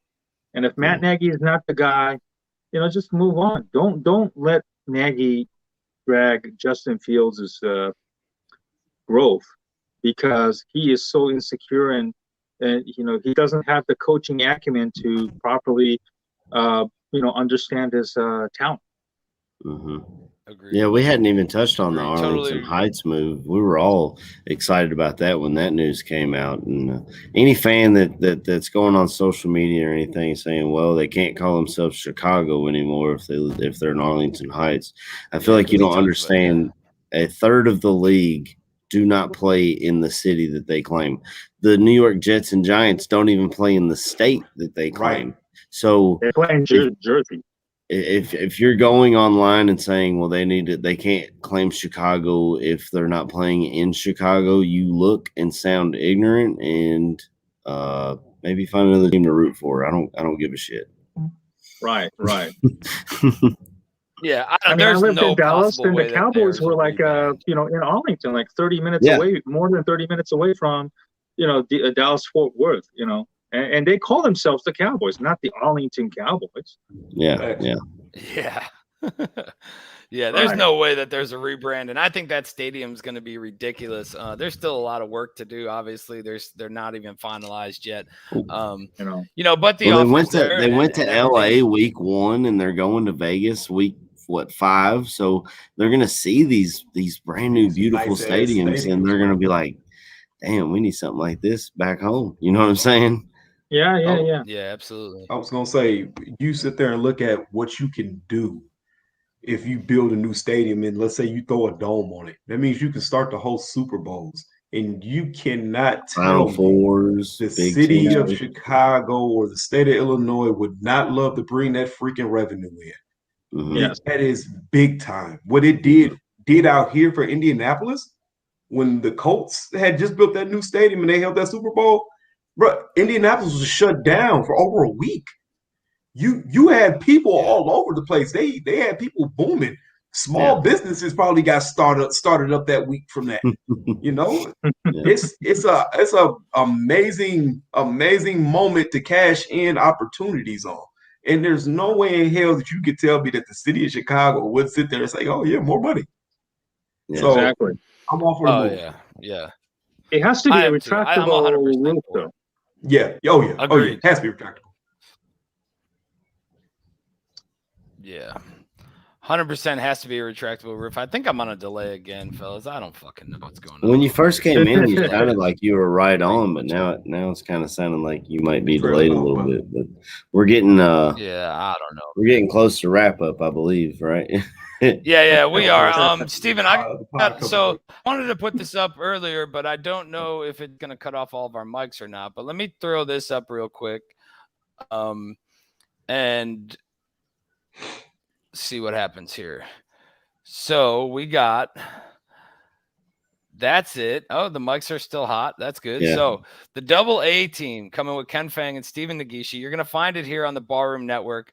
October 11th is going to be their first show, I believe, right, Stephen? I think I got that right. Yeah, October 11th. we will. This will be actually a recorded show, not a live stream, unfortunately. But we'll start recording on the 11th of October, and then I think Aldo will probably send us notification either on the show or Slack when it will be posted, and it will be bi-weekly to start to get tested, and then once Ken and I really get comfortable with the using streaming services and all that, then we hope to make a weekly show before the end of the year, or maybe beginning of next year. We're definitely working hard to bring AAPI sports media personalities to talk about sports and the life of being an Asian American in this country. We don't have Pablo Torre or Amina Kimes, who are probably the two biggest names. You'll get them. You'll get them. Don't worry. Yeah. Well, we hope we get, if we be big enough. Hopefully, they'll come knocking at us. But there are some talented people out there that I think you'll enjoy listening to. We have Melissa Kim, who used to work as a Packers reporter up in Milwaukee. Now she works in Baltimore with their Ravens network. So they're playing Ravens later this year. Their offensive coordinator, Greg Roman, he's obviously a long-time head coaching candidate that has linked into the Bears. His work with Lamar Jackson. So I'm trying to pick her perspective on the Greg Roman and the what would it be like for him to become a Bears head coach if indeed he gets hired. We're also talking, probably looking to talk with Mikey Chan, who's the Notre Dame writer for their USA Network. Notre Dame unfortunately lost yesterday, but we'll talk with him about the Notre Dame. Obviously, it's Chicago's team, and college football in general. So those are some of the guests that I've lined up, and we'll add more and talk more down the road. Absolutely, man. What's it called? It's, excited to have you part of the team. Excited for the show and everything there, and look forward to having you on again, and appreciate you joining us this morning. Yeah, and anything you need, man, hit us up on the side or whatever, and we'll go from there. And just another great addition to the network, man, and greatly appreciate you joining us this morning. You want to You want to give a prediction for the game before you get off here today, or? Yeah. I'm gonna say Bears 27, Lions 17. 27-17 with a Bears. Bear victory. A good start. Good start for the first. Go with the Bears. I mean, if you were that bad last week, I mean, where are you gonna go? I mean, you can only go from nowhere but up, right? Yeah. Man, most cases. About the play calling, who's going to start, and all that nonsense charade that Nagy put us on. You better put on a real good show today, because I think we all know that Nagy pretty much sealed his faith 99%, and if he loses today, whether he gets fired Monday like we all want us to, or even at the bye week, or even at the end of the year, Nagy's gone pretty much. Yeah. So that's one thing that we can all agree on and we can all be united for.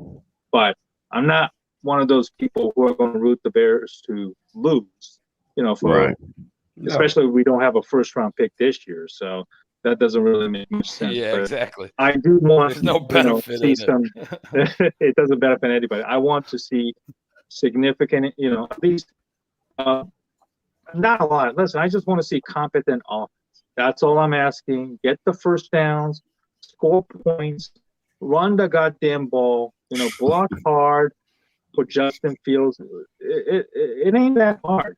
I see that with other teams when I watch the other games, and we all want that. We all want, what other teams can do, why can't the Bears do? Listen, it's not about talent. It's just basically the coaching issue. Yeah. Mm-hmm. Yeah. If we can pull that audio there, I love that where he says just run the goddamn ball. That's I feel like that every weekend, man. Yeah, definitely. All right, Steven, we'll let you get out of here, brother. Thanks. Thanks again for joining us, man. Man, Nagy. We could hope. I mean, he's not an idiot.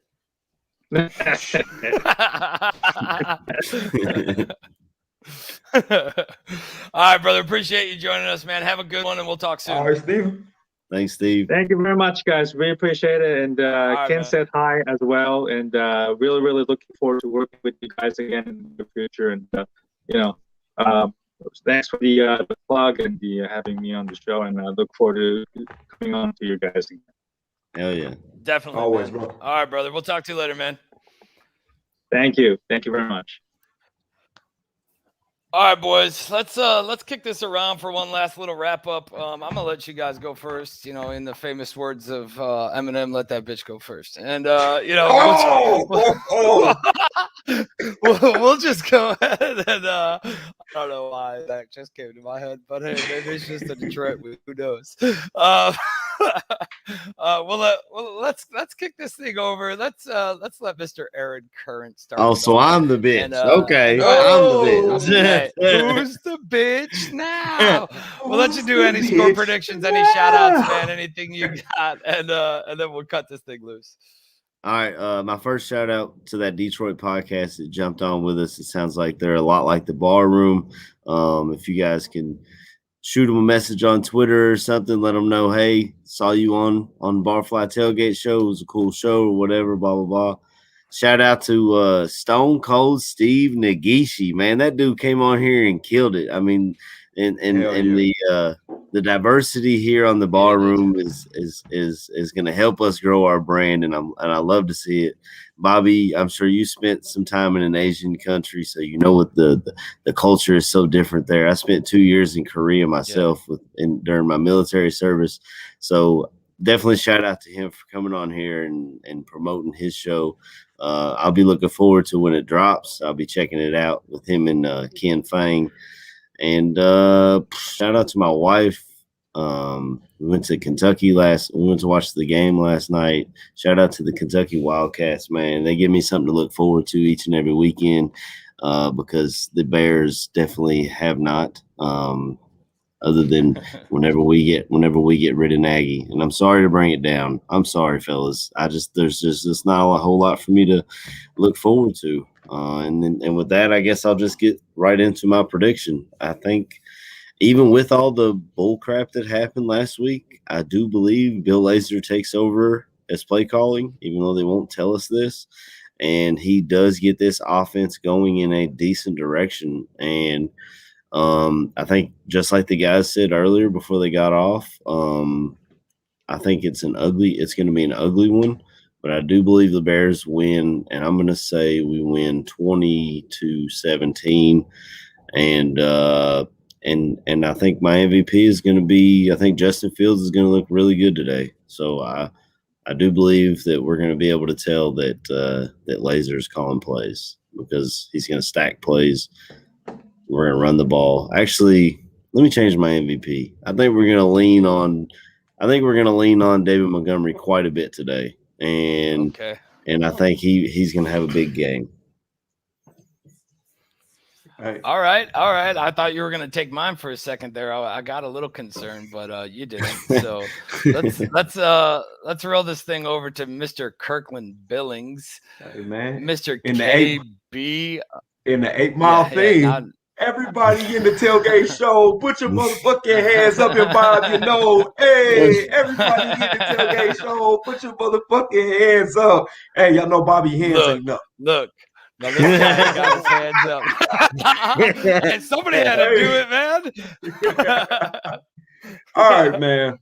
Like my boy AC said it, man. He said it best, man. Well, I don't want to try to bring it down. You know, I'm gonna pray to God that Bill Lazor is calling plays, and to be honest, man, he's gonna be the MVP because he's gonna get the offense. Hey, Steve, hey, look, I ain't even have to see it, and I'm already calling it, man.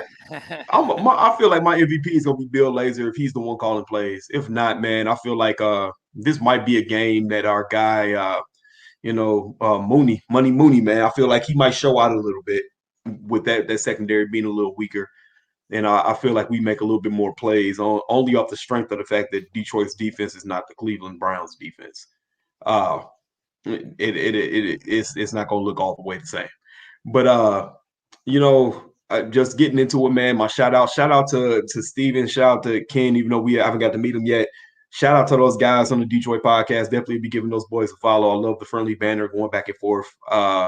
Yeah, and Chris Watts, man, thank you, baby. You know what I'm saying? I needed that pick me up today. I needed that. But shout out to all our fans, man. Like I said, it's an early rising morning. You know, some mornings we get on late. I know this talking to me, and we have issues with the cameras and the computers, but we pull through for y'all, man. We pull through for y'all. So my prediction. Let's see, we're gonna do optimistic or realistic. Optimistically, I said we put up 28 points. Justin Fields looks good. Darnell Mooney has 2 touchdowns, but like I said, he's gonna be my player MVP. 28 to let's say 14. I say Detroit. They can score. I will give them that. Jared Goff has looked a lot better than what I thought he was. Like I thought he was gonna be a complete shit show. I wanted to touch on that actually. I think Goff. He looks okay now, but when that weather starts to turn and it starts to get cold, I think that's when we're going to see old Goff. And luckily Detroit plays indoors, so that helps a little bit. But I think when he comes to these cold weather games, it's going to be a wrap for Goff. Right. But yeah, that's my prediction. I say 28-14 Bears, man. And like I said, that's all off the strength that I really believe that Bill Lazor is going to be calling plays today. So if we come out in the I formation in the beginning and start doing I formation plays, I'm gonna have that Leonardo DiCaprio meme look. Yeah, point at the TV because I'm gonna know. So yeah, that's mine, man. Go ahead and take it, Bobby. All right, man. So I'm hoping that Lazor actually does call the plays today. And if that is the case, my MVP of today is going to be Mr. Cole Kmet. I think Monty's going to go crazy on the ground, but I think the tight ends are going to get involved.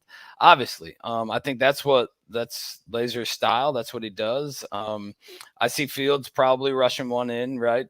Depending on where we're at, just a short little 6-7 yard touchdown. And then I'm going to go with Cole Kmet. I'm going to say Kmet actually puts up some yards today, gets it going, and is used in this offense the way he should, which will then in turn open up Mooney, open up Robinson, drop that linebacker back, open up those outside zones. And I think that's the key, man. I think that's what we're missing. Besides, head coach, but giving it to Laser and letting him run it, I think that's the game plan and should be the game plan from here on out, because what else do you have to lose? And hopefully Nagy's not the deciding factor of that decision, right? And hopefully his hand is forced to do that. Final score, I'm going with Bears 24, Lions 13. I think we're going to get out there and get after it, man. I think there's a little call for rain today. Not exactly here sure, now. But I think there's some rain coming through to the game. Dan and Aldo will be at the game. So make sure, you're tracking the Barroom Network on Twitter for any of those live updates.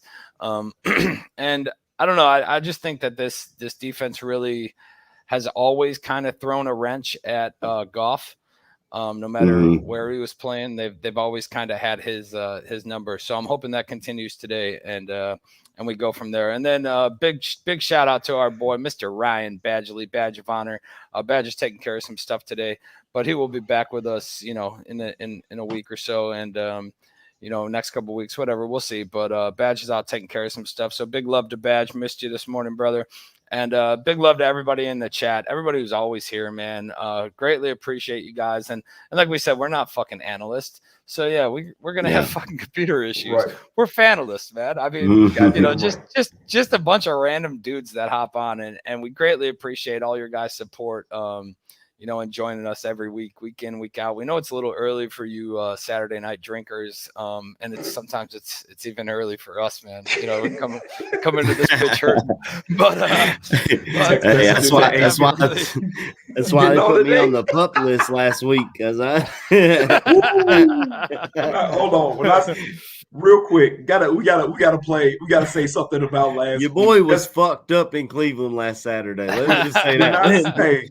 When I say I was on the road leaving Indiana like at around 7, because my uncle's funeral earlier that day, it made the trip, it extended a little bit out. AC texted me at the bar at 5 o'clock. We're at is it the Harry Buffalo? The Harry Buffalo. I showed up to watch the Kentucky game. He said, we're at the Harry Buffalo right now, man. He's like, how long is it going to take for the drive? I said, it's about 4 hours. He's like, yeah, by the time, I don't know, we'll still be here, blah, blah. I'm like, all right, cool, man. Just let me know, because I want to link up with y'all, at least have one drink before everybody calls it a night. We get into town at like 11 o'clock.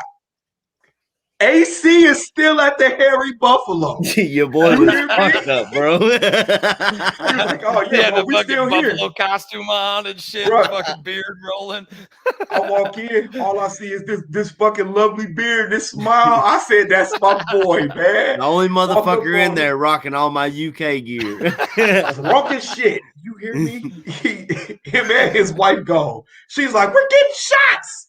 And it's a shot. That's called, is it Lick My Pussy? Lick My Pussy.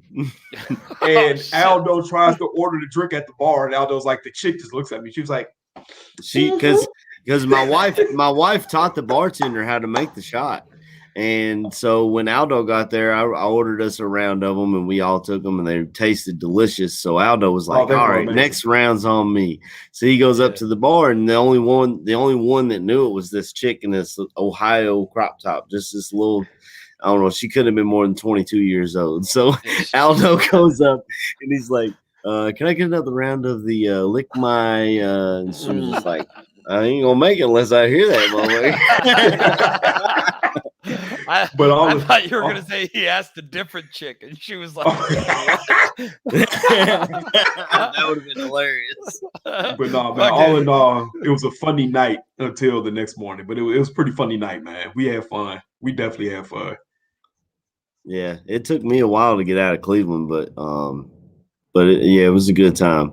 And other than really the one or two fans, we had a good time. There was some friendly banter when we came out. Like I heard Dan talking about some of the guys on the way out that were like talking shit. Now, we walked past one bar and one guy was like, "Y'all gotta." I think he said his exact words was like, "Your boy Justin Fields needs to call Myles Garrett to get his cleat back out of his ass." And I was like, "Hey, he might have to mail it back to him. You know me, I'm gonna give it back." So it was just a friendly banter. But that was good. And one of the dudes that was there was like, "Well, we went 1-31, so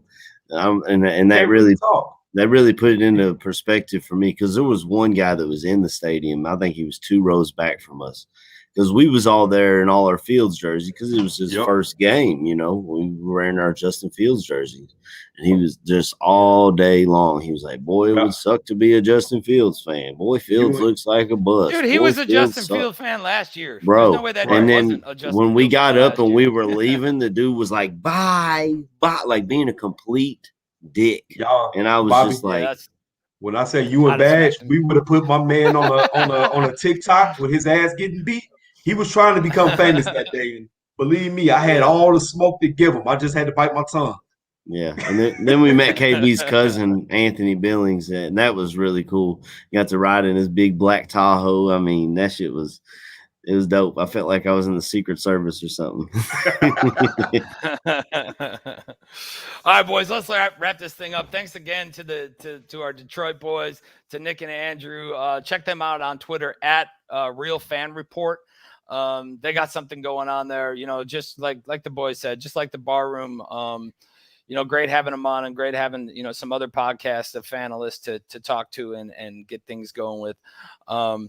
Like we said, greatly appreciate all you guys joining us. We got to bounce out of here because Fantasy Football Goon is on next. So make sure you stay tuned for that. Get all your fantasy updates, know who to start and sit and get that thing going. So greatly appreciate all you guys joining us in the chat. Before we hop out, Aldo wanted me to let everybody know the Bear football show that's typically right after the game will not be happening tonight because, like we said, Aldo and Dan are at the game. And they're actually going to Ditka's Steakhouse after the game, so they're gonna have a nice night. And then I believe Dan and Aldo bare their souls are gonna be a late night show, like I think Aldo was saying 10 Central Time, they're gonna be something like that. So try to tune into that and see Dan and Aldo's thoughts and hopefully because Dan is, I think he said he's been to 3 or 4 Bears games and they've lost them all. So hopefully this game is Dan's first W while he's in the stands, and I just wanted to give that out there at the end. If you're a Bear football show listener, it's not going to happen tonight. It's going to be a different show, and it's going to be a late night show. Appreciate it. All right, man. Everybody, let this win today. You know what I mean? The Lions last one against us 7 fucking games ago, 7 regular season games ago. Let's not let this thing happen again. Want a good showing out of Fields. Want Nagy to shut the fuck up. And let's just get out there and fucking, bear down. Bear down. Bear down.